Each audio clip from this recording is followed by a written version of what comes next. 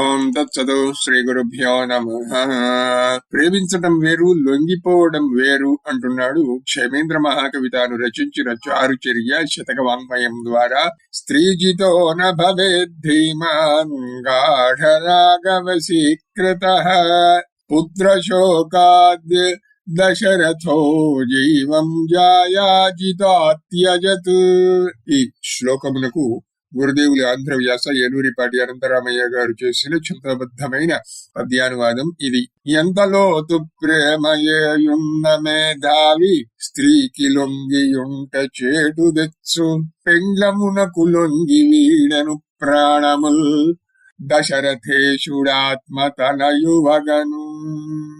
భార్యను ప్రేమించలేని వాడు ప్రపంచంలో ఎవరిని ప్రేమించలేడు. అయితే ప్రేమ వేరు, భార్యకు లొంగిపోవడం వేరు అని తెలుసుకోవాలి. ఈ రెండింటికి ఏనుగుకు చీమకు ఉన్నంత తేడా ఉంది, కానీ తెలుసుకోవడం చాలా కష్టం.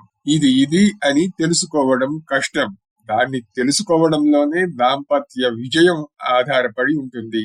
ఇది తెలియని కారణం చేతనే భార్య కైకేయికి దశరథుడు లొంగిపోయి రామా రామా అంటూ గుండె పగిలి చనిపోవలసి వచ్చింది. ఓం తత్సతు. రమేశ్వరార్పణమస్తు.